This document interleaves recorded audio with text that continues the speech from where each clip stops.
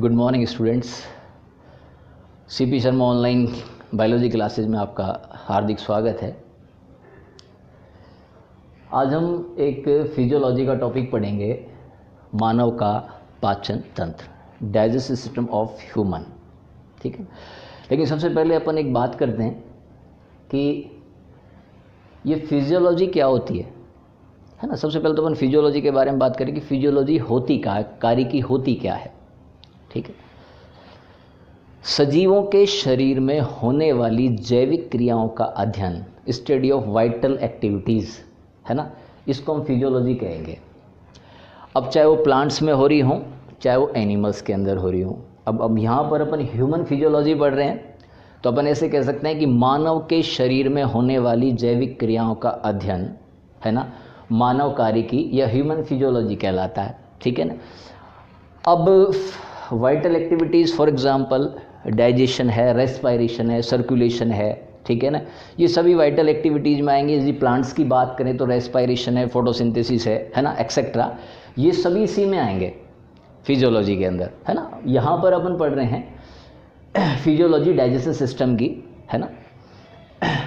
अपन पढ़ेंगे मानव का पाचन तंत्र। ठीक है, सबसे पहले तो एक बहुत छोटी सी मैं आपको परिभाषा बता देता हूँ कि पाचन किसे कहते हैं। भोजन के जटिल अणुओं का जल अपघटन द्वारा सरल अणुओं में बदलना पाचन कहलाता है। ठीक है ना। अब इस पाचन की पूरी प्रोसेस को करने के लिए एक सिस्टम चाहिए, एक तंत्र चाहिए। उसके लिए मनुष्य के शरीर में है पाचन तंत्र, यानी कि डाइजेस्टिव सिस्टम। ठीक है, एक्चुअल में होता क्या है, जो डाइजेशन है वो भी टू टाइप्स में है। एक को तो हम कहते हैं इंट्रासेल्यूलर, अंतःकोशिकीय, इंट्रा सेल्यूलर, और एक होता है एक्स्ट्रा सेल्यूलर, एक्स्ट्रा सेल्यूलर, है ना। अंतःकोशिकीय पाचन और बहिकोशिकीय पाचन बहुत सिंपल है, कोई बहुत ज़्यादा इसमें माथापच्ची करने की ज़रूरत हमको नहीं है। यदि पाचन कोशिका के अंदर हो रहा है तो अंतःकोशिकीय पाचन, कोशिका से बाहर किसी फूड पाइप में हो रहा है, फॉर एग्जांपल एलिमेंट्री कैनाल में हो रहा है, यहाँ किसी सेल के अंदर डाइजेस्ट होने के लिए भोजन नहीं जा रहा, तो ये कहलाएगा आपके एक्स्ट्रा सेलुलर डाइजेशन। जितने भी वर्टिब्रेट्स हैं या जो इनवर्टिब्रेट्स भी हैं और उनके अंदर यदि एलिमेंट्री कैनाल प्रेजेंट है ना, तो उनके अंदर जो डाइजेशन होगा वो एक्स्ट्रा सेलुलर डाइजेशन होगा। ठीक है, और फॉर एग्जांपल जैसे अमीबा है, ठीक है ना, इसमें इंटरसेलुलर डाइजेशन है। मैं आपको यहाँ बता देता हूँ, अमीबा यूनिसेलुलर एनिमल है, इसके अंदर एक फूड वैक्यूल है ना, खाद्य रिक्तिका है ना। डाइजेस्ट होने के लिए फूड को इस वैक्यूल के अंदर जाना पड़ेगा। ठीक है ना, तो कैसा हो गया, इंटरसेलुलर हो गया। एक एनिमल और है हाइड्रा, है ना, यहाँ ये चीज़ याद रख लीजिएगा। हाइड्रा के अंदर ये एक कैविटी है सीलेंट्रॉन, फूड यहाँ आता है, यहाँ पर भी डाइजेस्ट होता है। ठीक है ना, यहाँ पर सीलेंट्रॉन के अंदर डाइजेस्ट हो रहा है, इट मीन्स कि ये डाइजेशन है आपके एक्स्ट्रा सेलुलर, क्योंकि फूड पाइप की तरह डाइजेस्ट हो रहा है। ठीक है, और फिर इसकी जो वॉल है, इसकी सेल्स में भी डाइजेस्ट होने के लिए जाता है, तो वो हो जाएगा आपके अंतःकोशिकीय पाचन। तो ध्यान रखिएगा, हाइड्रा के अंदर दोनों टाइप का डाइजेशन होता है, इंटरसेलुलर भी और एक्स्ट्रा सेलुलर भी। ठीक है ना। अब अपन आते हैं डाइजेस्टिव सिस्टम पे। सबसे पहले पाचन तंत्र किन किन से मिलके बना है ना। आप यहां ध्यान दीजिएगा, मनुष्य में एलिमेंट्री कैनाल यानी कि आहार नाल और सहायक पाचक ग्रंथियां यानी कि एसेसरी डाइजेस्टिव ग्लैंड्स, ये मिलकर एक सिस्टम बनाती हैं, है ना। इसे हम कहते हैं डाइजेस्टिव सिस्टम, पाचन तंत्र। ठीक है, अब बेटा इधर ध्यान दो कि अपन एलिमेंट्री कैनाल के स्ट्रक्चर के बारे में बात करेंगे। एलिमेंट्री कैनाल की स्ट्रक्चर यहाँ पे ड्रॉ की हुई है, बनाई हुई है। ठीक है ना, मैं आपको इस डायग्राम से एक बार इसको समझा देता हूँ। ठीक है, यहाँ पर है माउथ, ठीक है ना, ये माउथ है, माउथ टू एनस, ये कंप्लीट एक एलिमेंट्री कैनाल है। ठीक है ना, हम ऐसे कह सकते हैं कि मनुष्य में मुख से लेकर गुदा तक फैली हुई एक कुंडलित, कोइल्ड, हाईली कोइल्ड अत्यधिक कुंडलित एलिमेंट्री कैनाल प्रेजेंट होती है। आप देख भी रहे हैं कि हाईली कॉइल्ड है, अत्यधिक कुंडलित है, ठीक है ना। अब इस एलिमेंट्री कैनाल में कौन कौन से पार्ट हैं, है ना, अपन उनकी बात कर रहे हैं। एलिमेंट्री कैनाल की शुरुआत अपन ने यहाँ से की है, मुख से, है ना, माउथ है। माउथ के बाद में बक्कल कैविटी आती है और फेरिंग्स आती है, ग्रेस्नी आती है। तो हम इसको कंप्लीट एक साथ मिला के बोल सकते हैं मुख ग्रेस्नी गुहा, बक्को फेरेंजियल कैविटी, ठीक है, बक्को फेरेंजियल कैविटी, ठीक है। इसके बाद में है ग्रास नली, एक लंबी मस्कुलर ट्यूब्यूल है, इसोफेगस इसको कहा जाता है, ग्रास नली, ठीक है। इसके बाद में जस्ट लाइक ए ब्लैडर एक थैलेनुमा स्ट्रक्चर आती है, ये कहलाता है आमाशय या स्टमक, ठीक है। फिर आती है आपकी छोटी आंत और उसके बाद में बड़ी आंत, ठीक है ना। लेकिन इनके भी अलग अलग पार्ट्स डिवाइड हैं, है ना। देखें आप, स्मॉल इंटेस्टाइन 3 भागों में बटी हुई है, ठीक है ना। एक ये सी शेप नलिका है, इसको कहा आपने ग्रहणी या ड्यूडेनम। इसके बाद में आ गया आपके मध्यांत्र या जेजुनम, और फिर आ गया आपके एलियम, ठीक है। इसके बाद में स्टार्ट हो गई आपके बड़ी आंत। नेक्स्ट स्मॉल इंटेस्टाइन के बाद में आ गया आपके लार्ज इंटेस्टाइन, बड़ी आंत, ठीक है। बड़ी आंत के भी 3 भाग हैं, सीकम, कॉलन और रेक्टम। सीकम, कॉलन सिस्टम है, यानी कि ह्यूमंस का जो डाइजेस्टिव सिस्टम है, इसका जो फॉर्मेशन है वो एक्टो एंडोडर्मल है। यानी कि जो एम्ब्रियोनिक स्टेज के अंदर जो लेयर्स उपस्थित होती हैं, जर्मिनल लेयर्स उपस्थित होती हैं, 3 जर्मिनल लेयर्स उपस्थित होती हैं, एक्टोडर्म, मीजोडर्म और एंडोडर्म। एलिमेंट्री कैनाल का जो फॉर्मेशन हो रहा है वो 2 लेयर से हो रहा है, एक तो एक्टोडर्म से हो रहा है और एक एंडोडर्म से हो रहा है, ठीक है। देखो बच्चों, एलिमेंट्री कैनाल में 2 चलायमान होठों के बीच जो एक दरार रूपी छिद्र है, इसे मुख या माउथ कहेंगे, ठीक है। इसके बाद में जो मुख खुलेगा हमारी, मुख गुहा में खुलेगा। मुख गुहा की जो छत होती है वो छत में होता है तालू, इसको हम पैलेट कहेंगे, पैलेट। आगे की तरफ का जो पैलेट है वो कठोर है, हार्ड है, उसको हम कठोर तालू कहेंगे। हम इसको हार्ड पैलेट बोलेंगे, हार्ड पैलेट।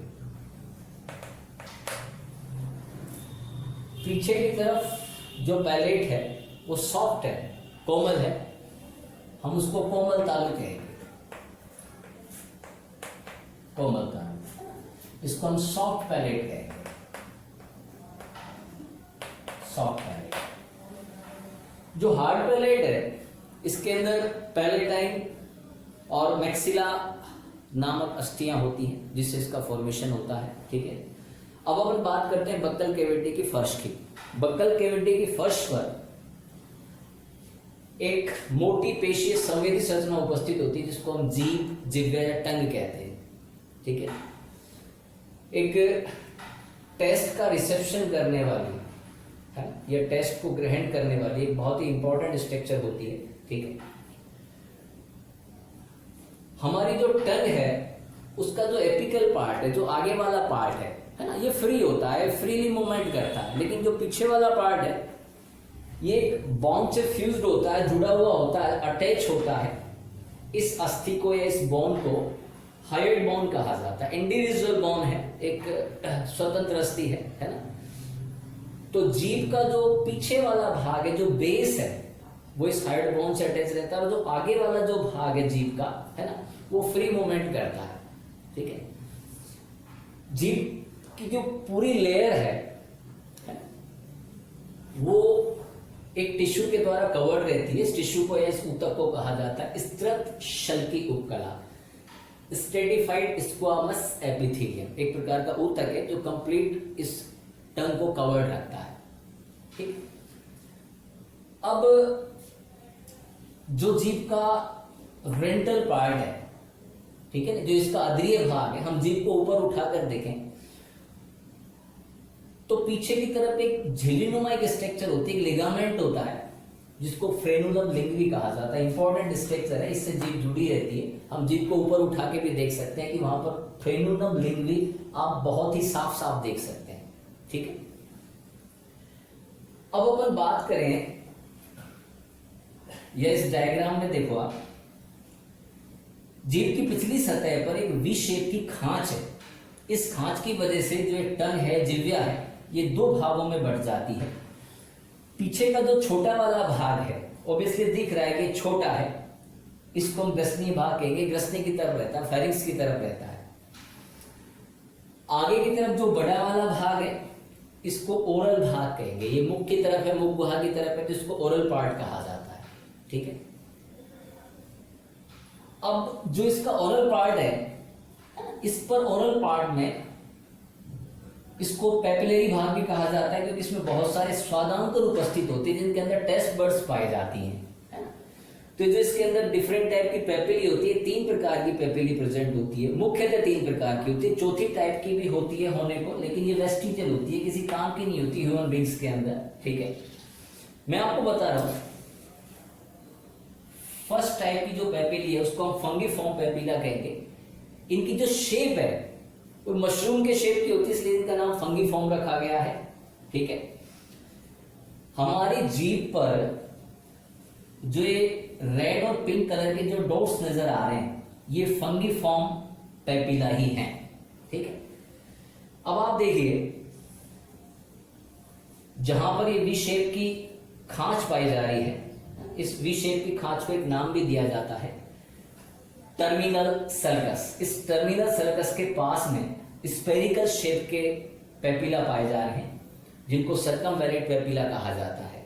ठीक है, इसके अलावा जो सबसे अधिक मात्रा में जो पाए जा रहे हैं वो फिलीफॉर्म में, इनको तंतुमय पेपिला भी कहा जाता है। ठीक है, एक इंपॉर्टेंट चीज ये है कि जो फिलीफॉर्म पेपिला हैं, इनके अंदर स्वाद कलिकाएं अनुपस्थित होती हैं।